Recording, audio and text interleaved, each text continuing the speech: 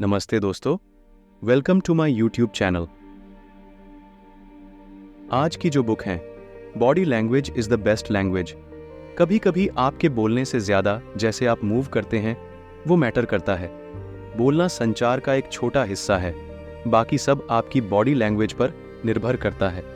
इसका मतलब है कि आप अपना प्रतिनिधित्व कैसे करते हैं, आपके शिष्टाचार या आपका आचरण, बॉडी लैंग्वेज कैसी होनी चाहिए और बॉडी लैंग्वेज को कैसे सुधारें, उसके बारे में जानना महत्वपूर्ण है। बॉडी लैंग्वेज क्या है? बॉडी लैंग्वेज मूल रूप से गैर मौखिक संकेत होते हैं जो हमारे संचार का एक बहुत बड़ा हिस्सा है। बॉडी लैंग्वेज आपके व्यक्तित्व का एक महत्वपूर्ण हिस्सा होती है। जो बातें हम बोल नहीं पाते, हमारे चेहरे के भाव और शरीर की हरकतें वो जानकारी दे देते हैं। शोध से पता चलता है कि अधिकतर लोग एक्सप्रेशन के आधार पर निर्णय लेते हैं। वास्तव में जब हम किसी नए व्यक्ति से मिलते हैं तो हमारा अवचेतन मन उस व्यक्ति की शारीरिक भाषा का मूल्यांकन करने में व्यस्त रहता है ताकि हम उसके व्यक्तित्व जान सकें। क्या कभी आपके मन में आया है कि बॉडी लैंग्वेज कैसी होनी चाहिए?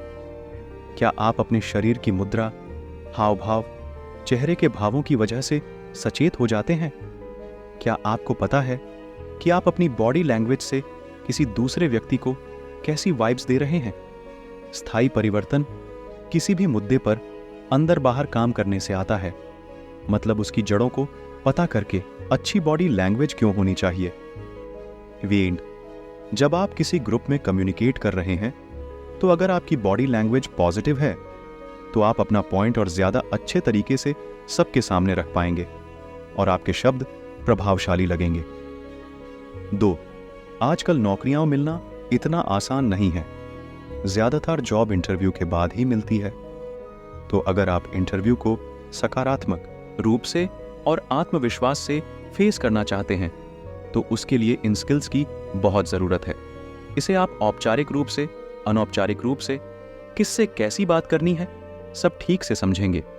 3. सफल लोगों की अच्छी बॉडी लैंग्वेज होना भी उनके सफलता का एक हिस्सा है। जब आपकी बॉडी लैंग्वेज अच्छी और प्रभावशाली होती है तब लोग आपसे बात करने में ज्यादा इंटरेस्ट शो करते हैं और आपके साथ काम भी करते हैं। चोर, अगर आपकी बॉडी लैंग्वेज से लोगों में नेगेटिव वाइब्स आएंगी तो आपकी सोशल लाइफ अच्छी होगी ना ही नॉर्मल रूटीन, क्योंकि लोग आपसे ज्यादा इंटरेक्ट करना पसंद नहीं करेंगे। बॉडी लैंग्वेज कैसे सुधरे? कुछ जरूरी टिप्स। 1. अपने आसपास की जागरूकता रखें। बॉडी लैंग्वेज कैसी होनी चाहिए ये समझने के लिए या उसे सुधारने के लिए सबसे पहला कदम होता है जागरूक रहना। अगर आपको अपनी बॉडी लैंग्वेज की अच्छी जानकारी होगी तभी आप उसमें सुधार कर पाएंगे। जो भी आप करते हैं, जैसे भी करते हैं, जब भी करते हैं, हर चीज पर ध्यान देना जरूरी है। अपनी बॉडी लैंग्वेज को सुधारने के लिए अपनी आप को पहचानना होगी। 2. आंखों से संपर्क बनाना जरूरी है। जॉन ने कहा कि बॉडी लैंग्वेज कैसी होनी चाहिए, आई कांटेक्ट, कनेक्शन बनाए रखना बहुत जरूरी है। जब हम किसी से बात कर रहे होते हैं, हमें आई कांटेक्ट बनाए रखते हैं तो दूसरे व्यक्ति को लगाएंगे कि हम उन्हें सुन रहे हैं। घूरना नहीं है, वो असहज हो जाएगा।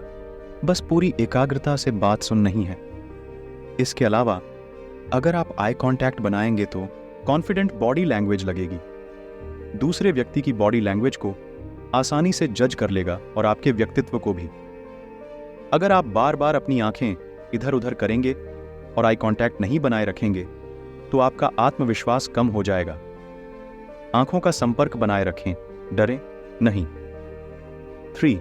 आर्म्स क्रॉस मैट करें बॉडी लैंग्वेज में सुधार के लिए। अगर आप अपनी आर्म्स क्रॉस करके रखेंगे तो दूसरों को लगेगा कि आपको कोई दिलचस्पी नहीं है बात करने में या आप परेशान हैं। दूसरों को ऐसा लगेगा कि आप बातचीत को बहुत हल्के से ले रहे हैं और आपके लिए बात नहीं करती कोई भी बात जो वो बोले। ये एक प्राकृतिक आदत है। हो सकता है आपको ना पता चले कि आपने अपनी बाहों को क्रॉस कर लिया है, लेकिन क्योंकि हम बात कर रहे हैं कि बॉडी लैंग्वेज कैसी होनी चाहिए, तो एक सकारात्मक प्रभाव पैदा करने के लिए ये बहुत महत्वपूर्ण है। 4. बोलने से पहले सोचिए हम में से ज़्यादातर लोग जब हम बात करने लगते हैं तो कभी ऊपर तो कभी नीचे देखते हैं, और जब हमें लगता है कि हमने अपने सारे विचारों को इकट्ठा कर लिया है, तब फिर हम आई कांटेक्ट बनाए रखने की कोशिश करते हैं। इससे बेहतर है कि जब आपको सोचने का समय चाहिए तो इधर उधर देखने की बजाय एक बार रुकना चाहिए, विचारशील लगो, थोड़ा सोचो और पहले नेत्र संपर्क बनाए रखें कि कोशिश करो जब भी बातचीत शुरू करनी हो। इसके आपके शब्द पावरफुल लगेंगे क्योंकि आपकी आंखें भी सपोर्ट कर रही हैं आपके शब्दों को। 5. लोगों का निरीक्षण करें। यह संभव है कि आप कुछ लोगों की प्रशंसा करते हों, तो उन्हें अध्ययन करने से आपको काफी आइडिया मिल सकता है, क्योंकि खुद में कैसे बदलाव आ सकता है या फिर हम कैसे सीख सकते हैं। खुद से सवाल करना चाहिए कि आपको उनमें परफेक्शन क्यों दिखती है, क्यों आप उनसे इंस्पायर होते हो। उनकी बॉडी लैंग्वेज, उनके हर चीज करने का तरीका इतना आकर्षक क्यों है।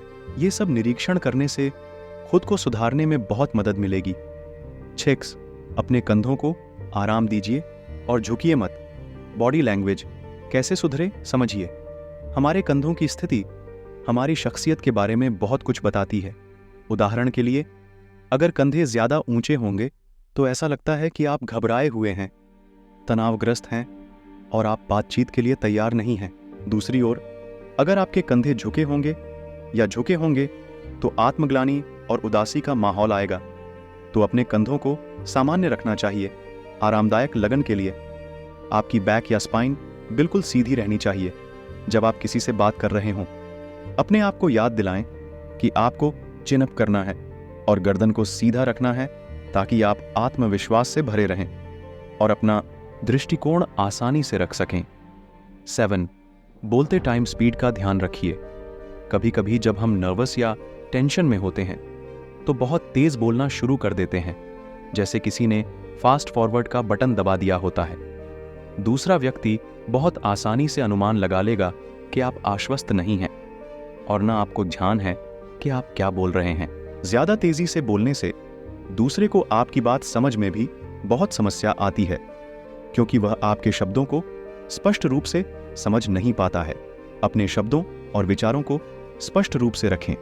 यह बहुत महत्वपूर्ण है कि आप स्पष्ट रूप से बोलें और अपनी बात को व्यक्त करें। 8. उचित दूरी बनाए रखें। ये एक बहुत ही महत्वपूर्ण पहलू है जानने कि बॉडी लैंग्वेज कैसे सुधारें और कैसे सुधार करें। कुछ लोग क्लोज टॉकर्स से कंफर्टेबल होते हैं और कुछ लोगों को ज्यादा डिस्टेंस ही अच्छा लगता है। आपको यह देखना चाहिए कि क्या किसी को दुबला होना पड़ रहा है आपसे बात करते हुए, या कोई डर हो रहा है आपसे बात करते हुए। आपको करीब आना चाहिए अगर किसी को बार बार झुकना पड़ रहा है, और अगर कोई डर हो रहा है तो आपको उनसे ज्यादा दूरी बनाए रखनी चाहिए। 9. मुस्कुराना जरूरी है बॉडी लैंग्वेज सुधारने के लिए। हल्का हो जाओ, खुद को ज्यादा गंभीरता से नहीं लेना चाहिए। आराम करना चाहिए, क्योंकि लोगों को आपसे बात करने में ज्यादा अच्छा लगेगा अगर आप उन्हें एक पॉजिटिव वाइब देंगे। लोग तभी आपस में ज्यादा इंटरेक्ट करेंगे अगर आप एक जॉली और खुशनुमा माहौल बनाएंगे। ऐसा भी नहीं होना चाहिए कि आप खुद के चुटकुले पर खुद ही परेशान हैं। उसे ऐसा लगेगा कि आप जरूरतमंद हैं। जब किसी से आप पहली बार मिले, परिचय हो, तब मुस्कुराना जरूरी है, लेकिन ऐसा भी नहीं है कि पूरा समय आपको मुस्कुराने का है। बस आराम करें और आनंद लें। 10. घबराओ मत। कभी कभी कुछ लोगों की आदत होती है कि बात करते रहते हैं, लगातार आंदोलन करते रहना, घबराहट में अपने पैरों को हिलाना या बार बार टेबल पर अपने हाथ या उंगलियों को टैप करना। इन मूवमेंट से आप बहुत घबराए हुए और चिंतित लगेंगे और एक बातचीत के जरिए बहुत ध्यान भटका सकते हैं। दूसरा व्यक्ति चिढ़ सकता है और हो सकता है वो आपसे बात करने में दिलचस्पी न ले।